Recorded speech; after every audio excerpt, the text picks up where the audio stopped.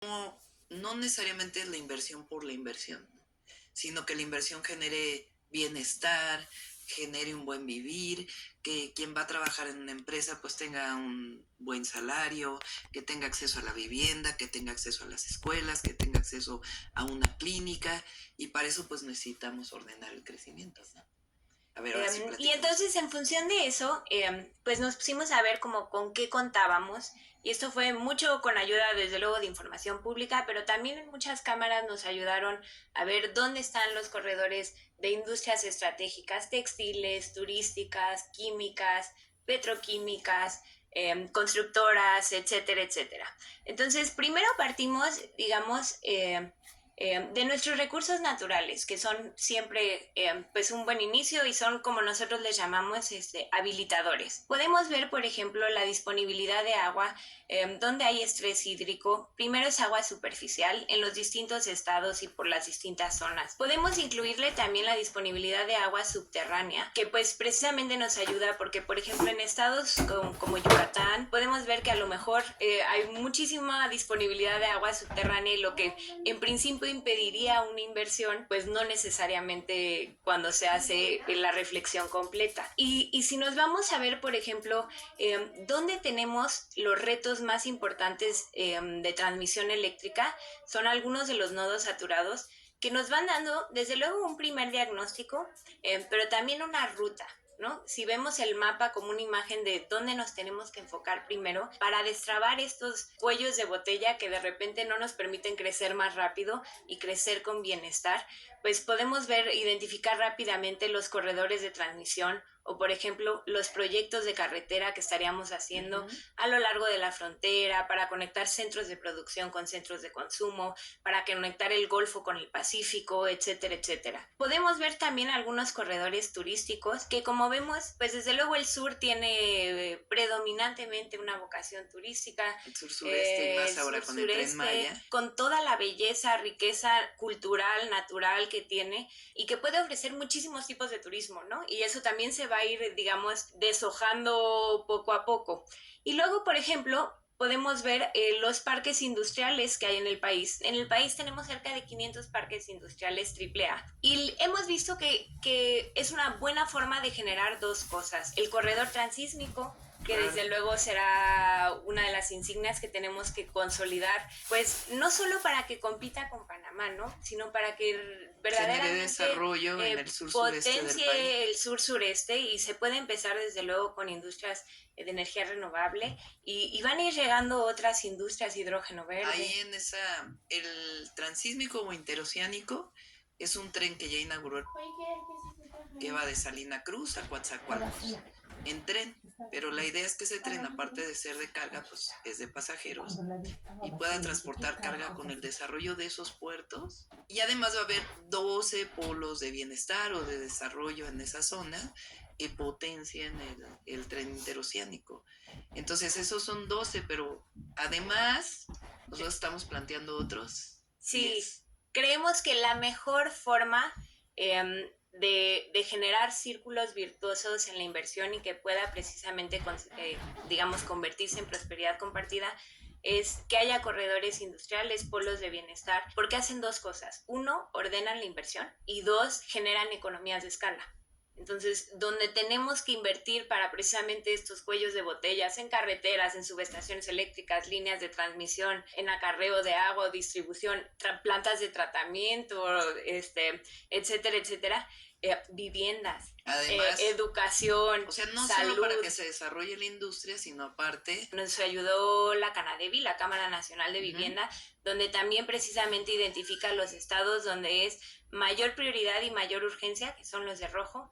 Luego, urgencia, digamos, los clasifican por prioridades y por urgencias, que no necesariamente coinciden. Y también tenemos, digamos, ya los requerimientos de vivienda que cada polo se necesitan construir para los nuevos empleos que llegarán. Y dentro de estos corredores del bienestar, polos de bienestar, corredores industriales, podemos ver ejemplos. En este caso puse el Estado de México. El Fíjense, Estado ahora de México se le puede, todo eso lo vamos a hacer público en algún momento, se le va a poner Estado de México y entonces va a ser las posibilidades para el Estado de México del desarrollo de polos de bienestar. Y en el Estado de México vemos 7 zonas dentro del propio estado. Uno es el corredor AIFA Hidalgo, por ejemplo, que incluye Ciudad de México, Estado de México, Hidalgo, que otra vez, que se puede a su vez desagregar o desglosar en distintas vocaciones para carga especializada por la conectividad que tiene, de dispositivos médicos,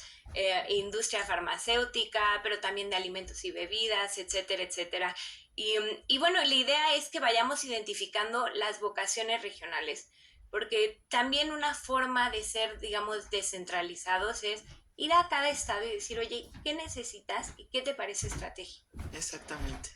¿Y en qué te ayudamos para hacer infraestructura?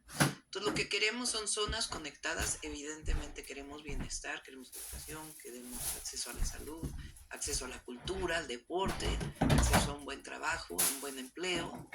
Y toda esta inversión que está llegando, pues hay que ordenarla de cierta manera. Entonces, esa es la idea de este ordenamiento territorial que estamos haciendo con vocaciones para cada lugar. Es algo que me entusiasma mucho porque es como esta visión de futuro de nuestro país que atrae inversiones pero al mismo tiempo genera bienestar, desarrollo, no solo crecimiento, no solo números fríos de cuánta inversión extranjera directa llegó, sino que eso se traduzca realmente en que las personas puedan tener acceso a una vida mucho más justa, más digna.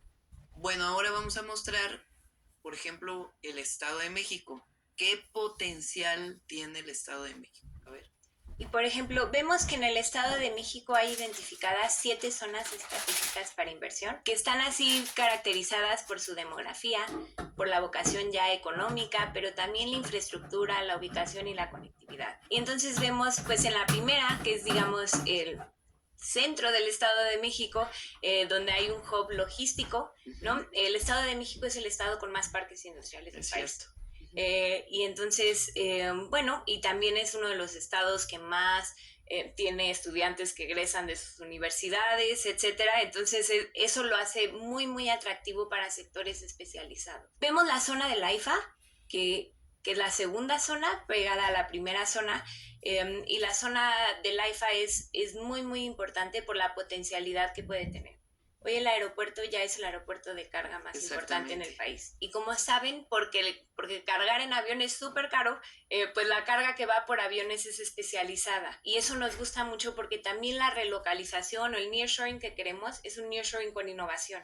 Claro. ¿No? Entonces queremos ir jalando con metas específicas de transferencia tecnológica, contenido nacional y educación para la relocalización, pues mucho desarrollo, investigación y que vayan teniendo los productos no solo que sean hechos en México, sino que sean pensados en México, que sean creados en México. Es decir, no solo convertirnos en una gran maquila que viene, se ensambla, claro, se regresa a Estados Unidos o a otros lugares, sino que aquí se genere conocimiento, se genere investigación, se genere tecnología, innovación y que eso funcione en estos centros de desarrollo de bienestar o que incluyen parques industriales e infraestructura, porque al Estado de México le hace mucha falta infraestructura, exacto, transporte público, agua, por supuesto, pero todo esto está pensado en las zonas en donde a lo mejor hay menos agua, pues entonces, ¿qué polos de desarrollo se pueden generar en estos lugares? Para eso son estos planos de capas de planeación que nos permiten ver. Sigue la puerta al Golfo, que es las conexiones que tiene precisamente de infraestructura que nos llevan a Veracruz, que nos llegan pues a todos estos estados que son también muy importantes en sectores, sobre todo primarios y secundarios. Está el cuarto, que es el Distrito de Innovación, que es precisamente de lo que estamos hablando. Dentro de los diálogos de alto nivel que tuvimos con Estados Unidos y Canadá, dijimos hay 5 industrias que tenemos que detonar entre los 3. Y una de ellas es semiconductores, la otra es electrónica, la otra es electromovilidad, en el que usted en la Ciudad de México pues tiene pues ya 5 años de mucha experiencia, sí, de cómo liderar una transición hacia la electromovilidad, digamos que sea desde luego ordenada, pero que también sea visible desde el día 1, ¿no? Y en eso creo que seguiremos siendo líderes, yo creo que en el mundo. Pero además yo siempre he dicho, no necesariamente es que vengan a poner una armadora en México, sino ¿A poco los mexicanas no somos capaces de crear nuestro propio auto eléctrico y producirlo? Eso no tenemos por qué negarnos a esa posibilidad, cuando además en nuestras ciudades se requieren autos compactos, autos chiquitos, accesibles, que más con el tráfico que hay en las ciudades o tránsito que hay en las ciudades, pues no necesariamente requieres, aunque bueno, quien quiera comprarlo evidentemente, un Tesla, sino que a lo mejor es un auto más pequeño. Y con estos centros de desarrollo, pues evidentemente pensando en el futuro, los 6 años, pero en el futuro, pues evidentemente un centro de innovación nos puede generar eso. Tenemos al Valle de Toluca, es muy, muy importante y por fin tiene ya la conectividad a Ciudad de México, que posibilita que las personas vayan y vengan, con el etcétera, tren etcétera. Y su gente. Exacto. Tenemos la región norte, que tiene otra vocación también muy distinta, textil, alimentos y bebidas, etcétera. Y luego el corredor Arco Norte. Y como vemos, pues los corredores en mucho y las vocaciones en mucho se forman por las posibilidades que detonan proyectos de infraestructura importantes. Aquí tal vez te falte el sur, fíjate, porque el sur es agrícola, mucho del sur es agrícola. No lo pusimos porque el suelo no es industrial, entonces sería un corredor, pero no es, estamos viendo los usos de suelo. De acuerdo. Entonces los usos de suelo, precisamente estos son los que tienen usos de suelo donde se puede crecer. Y precisamente habrá corredores agrícolas también en el país, Jalisco, Michoacán, desde luego, Veracruz, por Jaltipan, habrá Tamaulipas, Durango y Zacatecas con el frijol, pero justo aquí nos enfocamos específicamente en Nayarit con arroz, con también, sí. Y desde luego faltan los corredores industriales que serán agroindustriales. Claro, exactamente. Aquí están los municipios que involucran, etcétera, etcétera, cómo se puede ir el suelo industrial, cómo se dividirá, son ahí 30,000 hectáreas, que es lo que hay en el Estado de México. Y la realidad es que es el comienzo. Lo estamos haciendo de la mano de empresarios, ¿no? Queremos escuchar sus problemáticas y sus propuestas y creo que todos tenemos que caminar juntos porque es un plan de país, no es un plan de gobierno. Exactamente. La idea es que además de todo lo que vamos a hacer, de fortalecer los programas sociales, de educación, de salud, etcétera, que en este proceso de inversión pública, inversión privada, podamos juntarnos para potenciar el desarrollo de nuestro país de una manera ordenada, porque lo que no queremos es que llegue esta inversión en lugares donde pues a lo mejor no haya agua y entonces le quiten el agua a las personas, sino que sea una inversión ordenada que nos permita el desarrollo nacional de muy largo plazo. Ese es el objetivo de lo que está haciendo Altagracia junto con otros empresarios que nos estamos juntando, incluso internacionales, sí, no claro. Solo de México. Y además, digamos, queremos que para ellos sea un gusto invertir, no un dolor de cabeza. Y creemos que ordenar la inversión, lejos de alejarla o asustarla, ¿no? Es mucho más sencillo para ellos entender dónde, cómo y los beneficios de eso. Claro. De eso se trata entonces este proyecto, entre otros, del proyecto de nación que estamos construyendo, estos diálogos. Y ya va a haber momento ahora que inicie la campaña para explicarlos con mucho más detalle, pero para que ustedes vean que todo esto está basado en la ciencia, en la planeación, en la incorporación de lo que debe ser el desarrollo nacional.